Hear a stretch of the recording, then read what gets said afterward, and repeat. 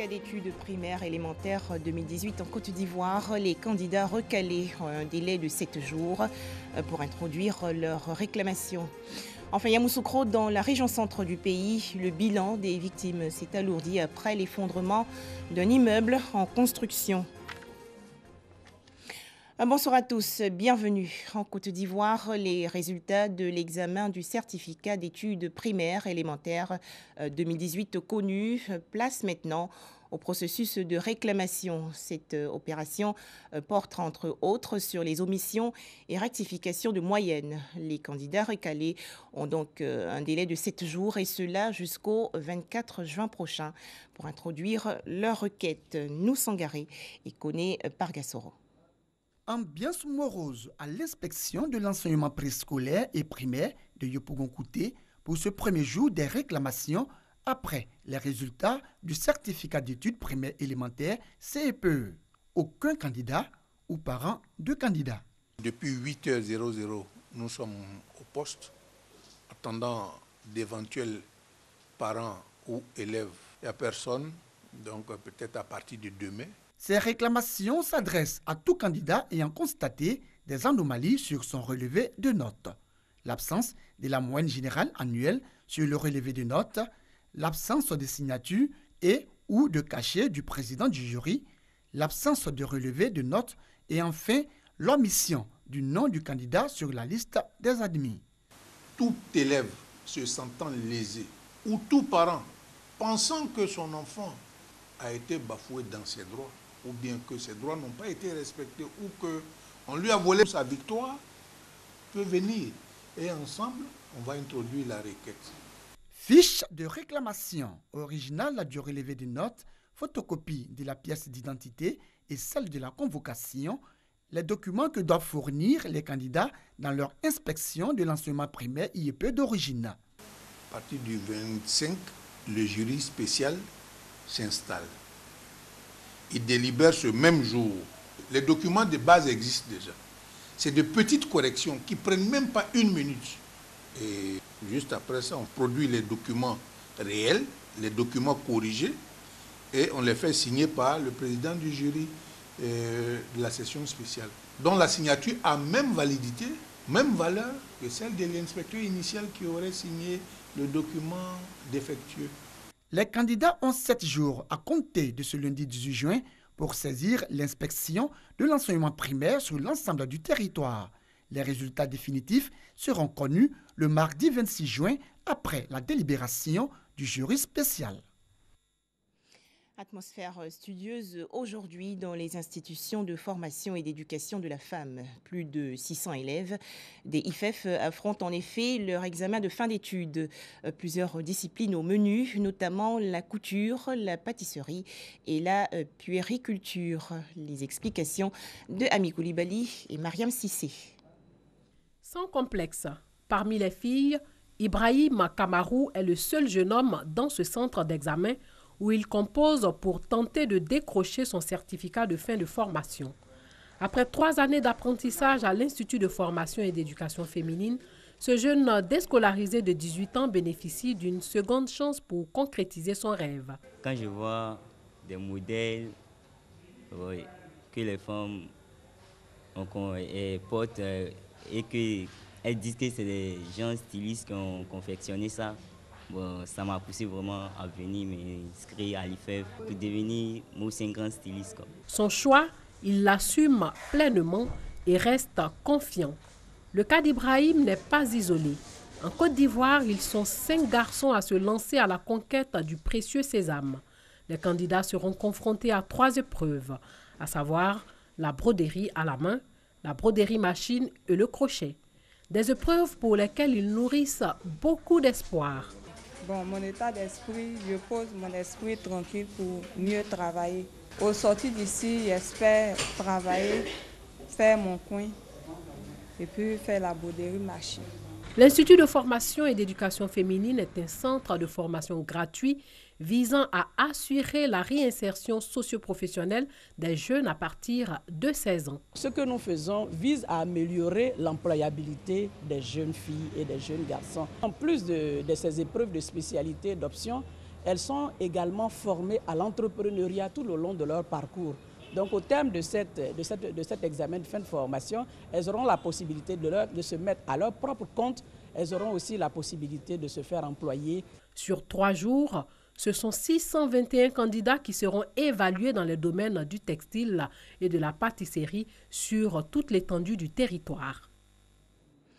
Yamoussoukro, dans la région centre du pays, le bilan des victimes s'est alourdi après l'effondrement le 13 juin dernier d'un immeuble en construction. Plusieurs morts et blessés. Ces derniers ont été évacués au centre hospitalier régional. On retrouve Ami Koulibaly. Le bilan de l'effondrement de l'hôtel en construction à Yamoussoukro s'est alourdi. Joint par téléphone, le colonel Issa Sako, commandant du groupement des sapeurs-pompiers militaires, fait le point de la situation. Au premier jour de l'effondrement de cet immeuble-là, un immeuble R+3 à Yamoussoukro, nous avons pu extraire 5 personnes vivantes du bâtiment. Les secours se sont poursuivis. On n'avait plus de contact de personnes vivantes, mais selon les renseignements, il y aurait encore, après ce premier jour, 9 personnes sous les décombres. Donc, les opérations de recherche se sont poursuivies jusqu'à aujourd'hui. Et hier, nous avons pu extraire la dernière victime, la 9e. Donc, au total, nous avons eu 29 victimes, dont 9 victimes décédées. Tous les blessés ont été pris en charge et ont regagné leur domicile, sauf un. Selon les informations que nous avons eues avec les autorités sanitaires de Yamoussoukro, une des victimes blessées est décédée à l'hôpital. Les autres sont rentrés chez elles après les soins au CHR de Yamoussoukro. Après ça, nous n'avons enregistré aucun cas d'aggravation de leur cas. Les opérations de secours s'achèvent bientôt. Aujourd'hui, lundi 18, les fouilles ont continué. Il s'agissait maintenant de fouiller les dernières parties du bâtiment. Ça a été fait. Actuellement, le préfet de région a réquisitionné des bennes et des pelleteuses afin d'enlever tous les gravats. Nous espérons que jusqu'à la fin de la journée aujourd'hui, les gravats seront tous retirés. Et à ce moment-là, nous allons déclarer l'opération terminée. L'immeuble de 4 niveaux s'est effondré mercredi 13 juin dernier à Yamoussoukro. Sur la trentaine de victimes recensées, 20 ont eu la vie sauve.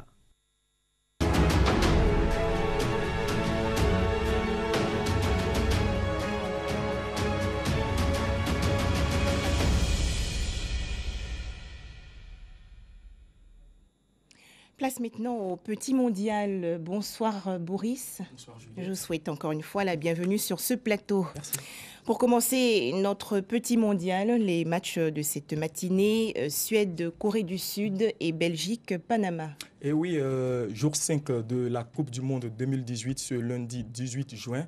Et dans le groupe F, la Suède s'est imposée face à la Corée du Sud sur le score de 1-0. Et dans le groupe G, la Belgique a battu le Panama par 3-0, comme vous pouvez le voir sur ce tableau. Se joue actuellement la rencontre entre la Tunisie et l'Angleterre. Le score est de 1 but partout à la mi-temps.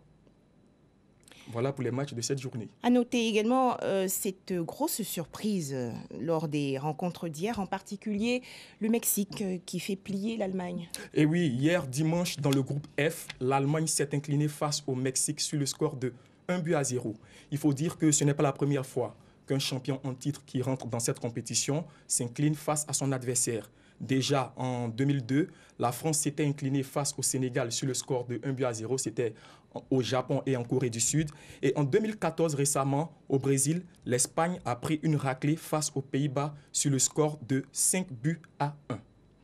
Allemagne 0, Mexique 1, c'est une victoire vraiment inattendue contre les champions du monde en titre. Peut-on dire que les dieux étaient avec les Mexicains? Vous l'avez dit, les dieux étaient vraiment avec les Mexicains. Sinon, moi, je ne saurais expliquer cette victoire du Mexique, même si elle a une très belle équipe face aux champions en titre. Il faut dire qu'on a retrouvé sur Twitter une vidéo qui a été vue plus de 250 000 fois, retweetée, dans laquelle une jeune dame présente sa grand-mère comme celle-là même qui est à l'origine de la victoire du Mexique face à l'Allemagne. Voyons ensemble cette vidéo de la grand-mère en train de bénir les joueurs mexicains.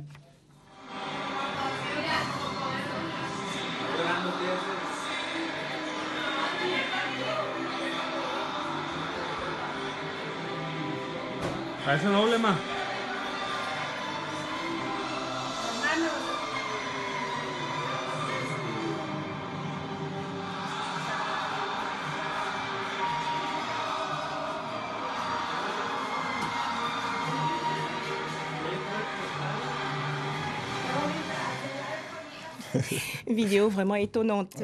Mais Boris, les grands favoris allemands et brésiliens n'ont pas vraiment brillé lors de leur premier match. Est-ce qu'il y a une explication à cette situation? Bon, il faut dire que nous sommes juste au début de cette compétition. Voilà, les équipes ne sont pas forcément rodées. Et il y a aussi le Brésil qui est dans le même cas. Hier, effectivement, le Brésil, fort attendu, n'a pas fait mieux qu'un match nul face à la Suisse. Face à la Suisse plutôt, le score final était de 1 but partout. Et c'est la première fois que le Brésil, depuis 1978, ne remporte pas son premier match en Coupe du Monde. Et il y a une chose qui a fait parler d'elle, c'est la coiffure de Neymar. La coiffure de Neymar qui a fait le tour des réseaux sociaux. Eric Cantona l'a comparé à un plat de spaghettis. Et le journaliste français Patrick Julia en a profité pour faire un clin d'œil à notre Aristide Bansé, qui était un joueur de la SEC, disant que Aristide Bansé et Neymar avaient des similitudes au niveau de la coiffure. Des images assez drôles, tout ça pour se détendre pendant ce mondial 2018. Mais pour ce mondial 2018, on note également la rentrée infructueuse des équipes égyptiennes, marocaines et nigérianes, on l'a vu. Que peut-on attendre de la Tunisie et du Sénégal? Bon, déjà que la Tunisie, pour l'instant, à la mi-temps, tient en échec l'Angleterre par 1-0. Le Sénégal, les Lions de la Teranga, ils rentrent en lice demain. Et nous avons eu l'international camerounais Samuel Eto'o de Konya Sport en Turquie. Il est actuellement en Côte d'Ivoire et lui, il reste plutôt optimiste. Et dans cette vidéo, il croit que les équipes africaines pourront franchir le premier tour.